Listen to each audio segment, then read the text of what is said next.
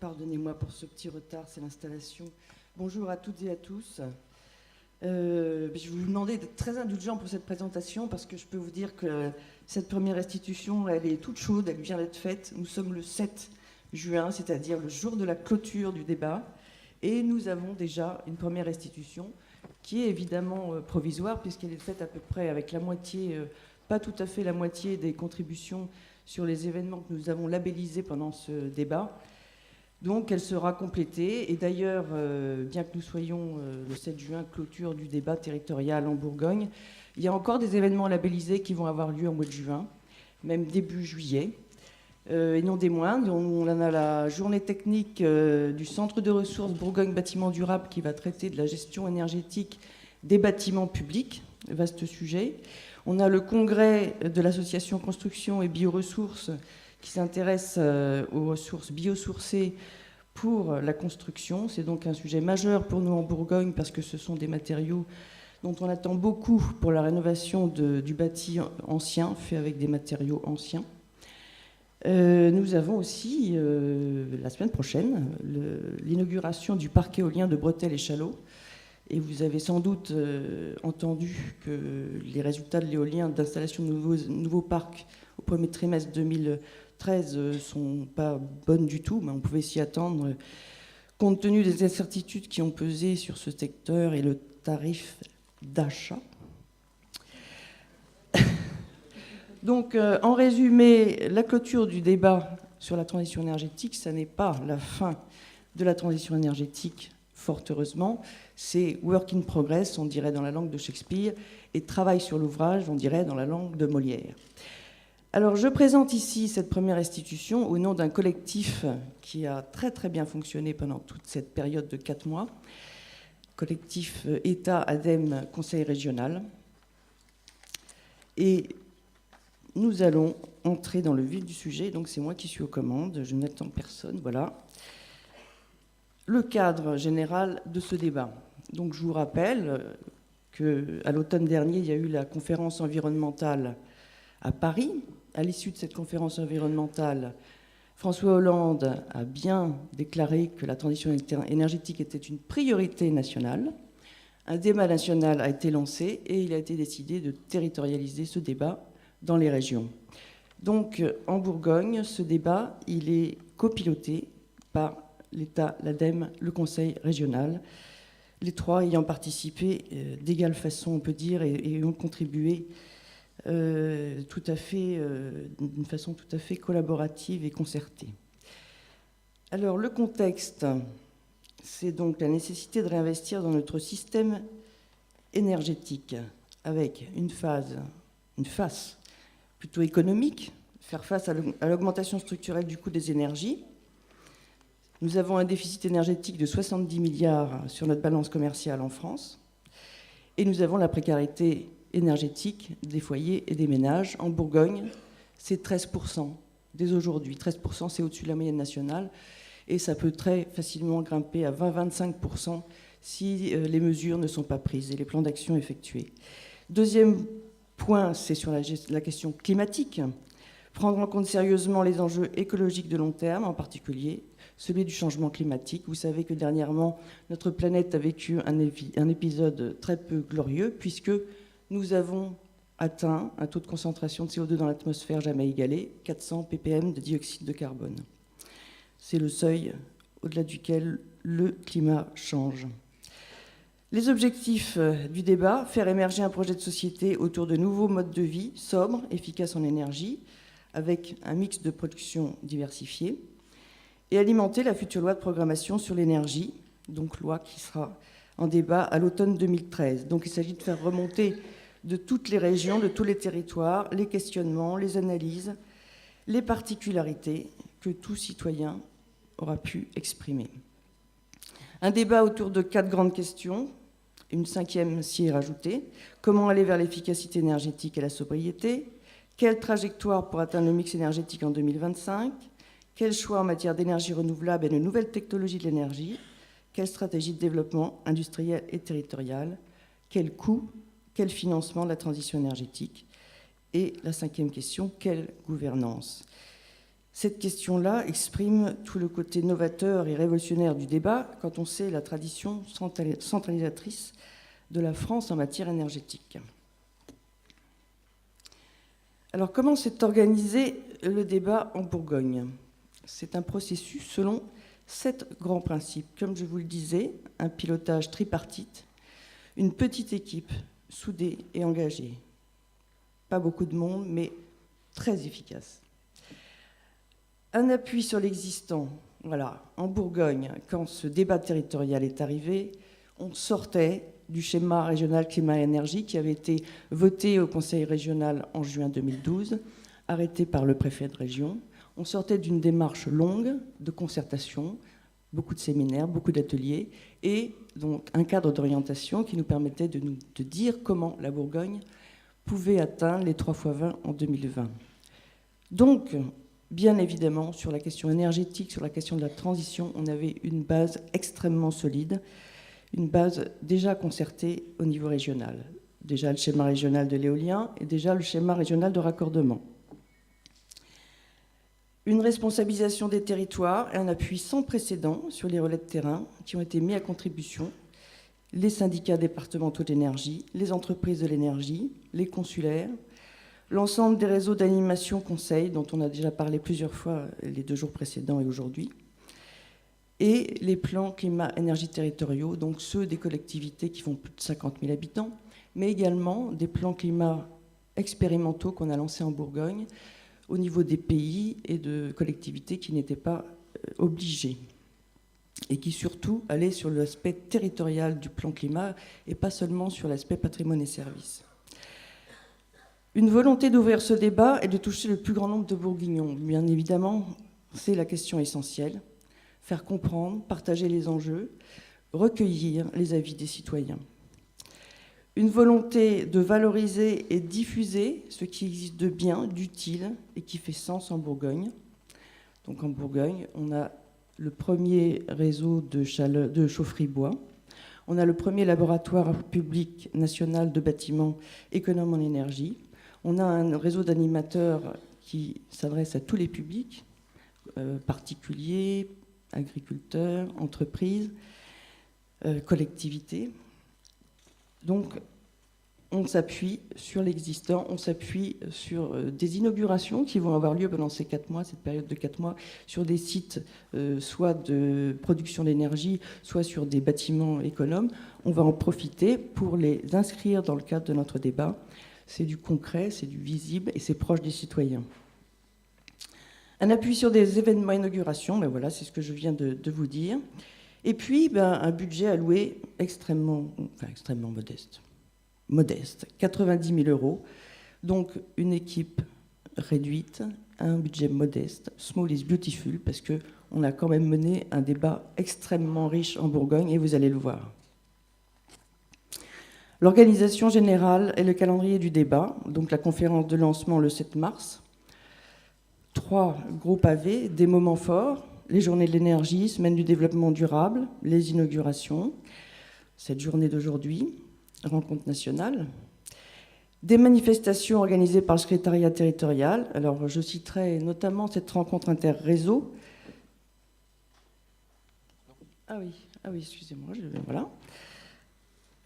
Cette rencontre interréseau, donc nos conseillers Info Énergie qui s'adressent au public, nos conseillers Agri-Énergie qui s'adressent aux agriculteurs, nos conseillers Énergie Partagée qui s'adressent aux collectivités, nos conseillers Je manage l'environnement, Mobilité qui s'adressent aux entreprises. Eh bien, tous ces réseaux, qui fonctionnent depuis plusieurs années, ne s'étaient jamais rencontrés tous ensemble. Ça a été une grande première et je pense qu'ils ont énormément apprécié de se rencontrer, de partager sur leur métier, qui est d'aller vers les autres et puis de faire venir les autres à eux. Et je pense que c'est une première qu'on renouvellera en dehors du débat transition énergétique.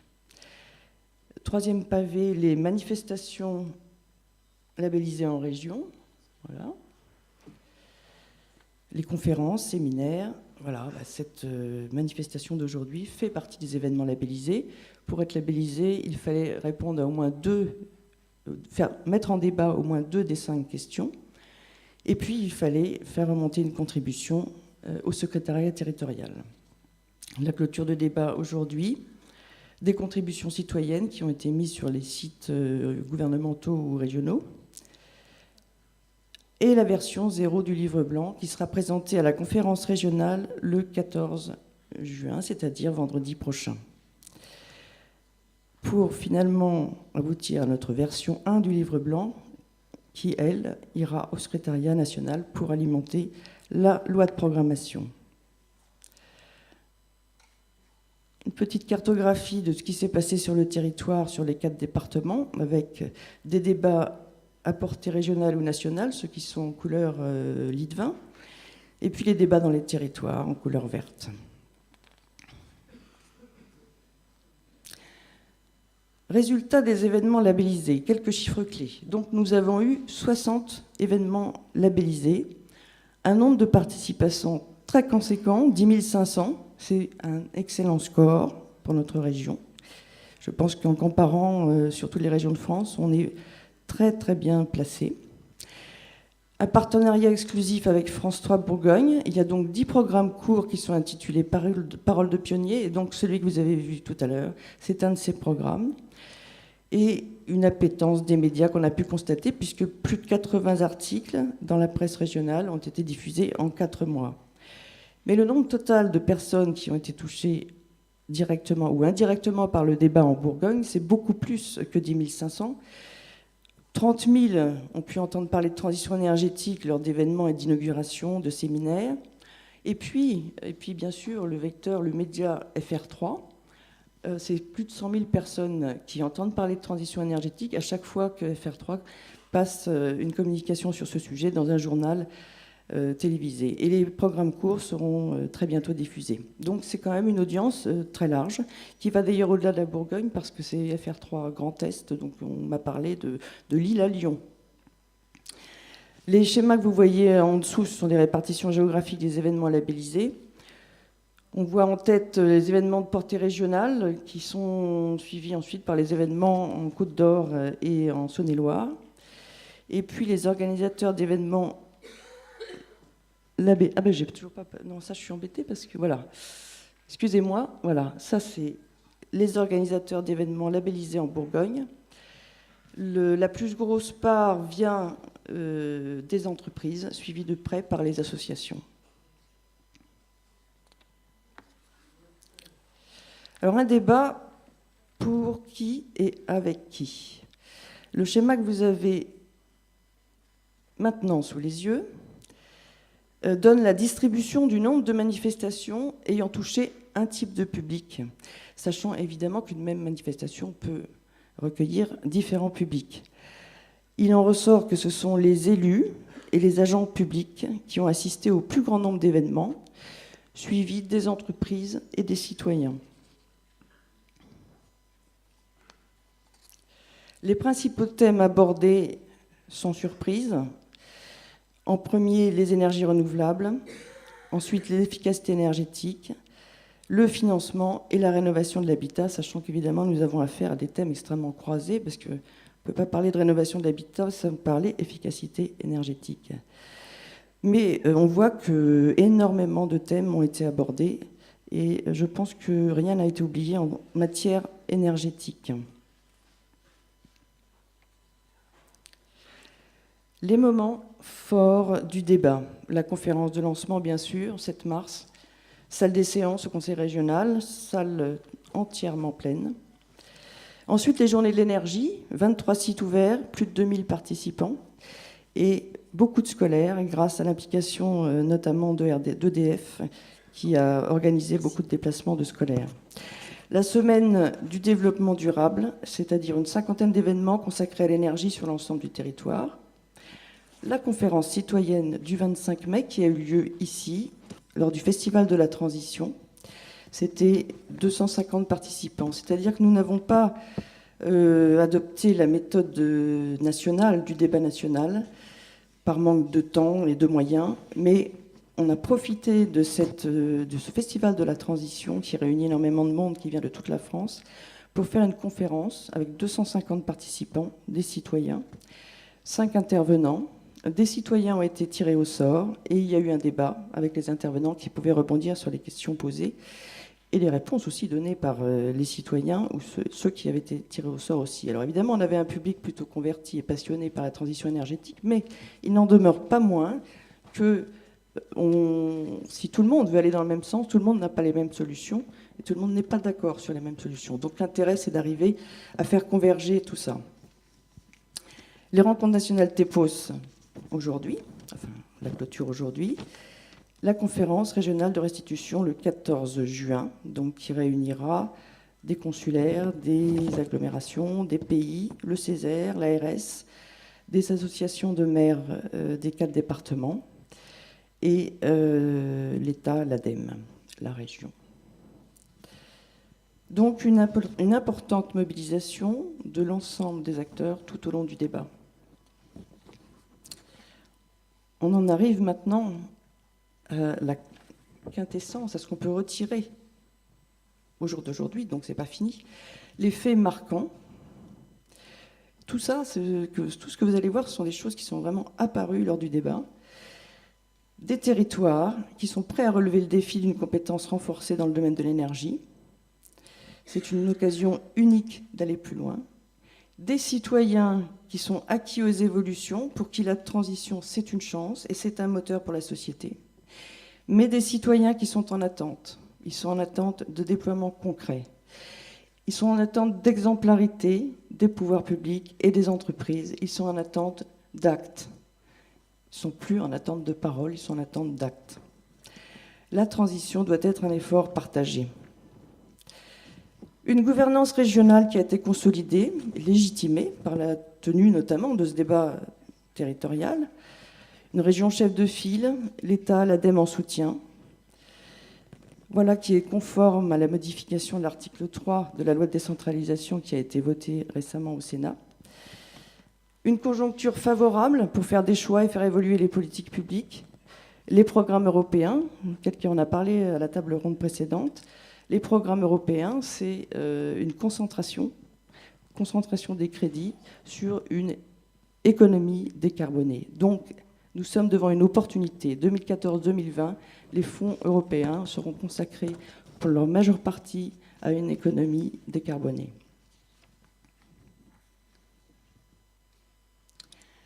Les premières préconisations.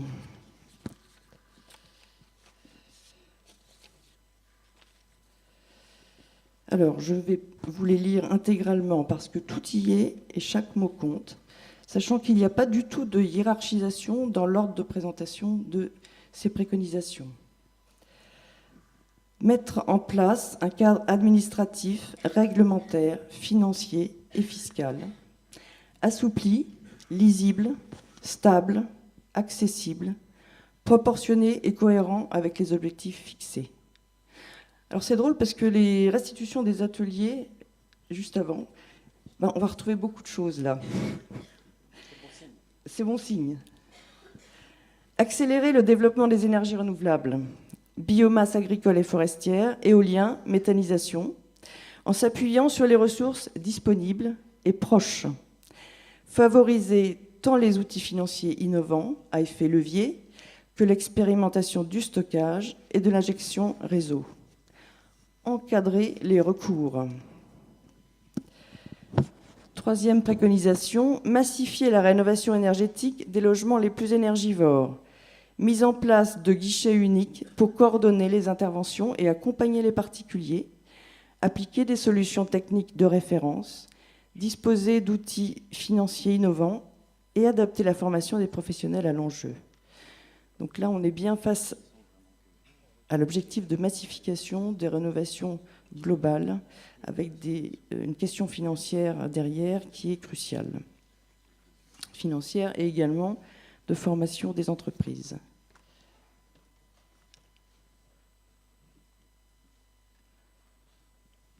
Quatrième préconisation, rechercher un mix de services de transport et de mobilité diversifiés et équilibrés dans un cadre régional. Optimiser les transports collectifs, encourager le développement de solutions alternatives à la voiture particulière, véhicules partagés, intelligents, moins encombrants. Encourager la pratique de la marche et du vélo en complément, ça c'est complètement décarboné, en complément d'autres offres de déplacement. Organiser la mobilité décarbonée, renforcer les liens entre urbanisme et transport. Accompagner au quotidien les acteurs et les citoyens dans l'appropriation des enjeux énergétiques, information, sensibilisation, changement de comportement, campagne de communication indépendante et massive, ça c'est une chose qui est ressortie à plusieurs reprises, projet participatif. Et enfin, se doter d'une gouvernance publique permettant de suivre, coordonner les productions renouvelables et adapter les réseaux. Voilà, cette dernière préconisation, c'est pour dire qu'il faut beaucoup de liens, beaucoup de communication entre tous les acteurs institutionnels, que ce soit les services déconcentrés de l'État, le conseil régional, les syndicats d'énergie, les filières. Et c'est une chose qui est à bâtir parce que ça ne tombe pas sous le sens tous les jours. Voilà les premières conclusions de cette synthèse. Donc, je vous le rappelle, très provisoire. Je voudrais beaucoup remercier cette petite équipe soudée dont je vous ai parlé au début, qui n'a pas ménagé son temps. Et je peux vous dire qu'à certains moments, c'était très difficile parce que les choses s'accéléraient, se bousculaient et qu'il fallait répondre à tout. Et notamment, il a fallu répondre aujourd'hui à cette demande de faire une présynthèse. C'est pour ça que je vous dis, j'ai encore des documents qui me sont arrivés ce matin, tout à l'heure, pour en parler. Voilà. Merci de votre attention.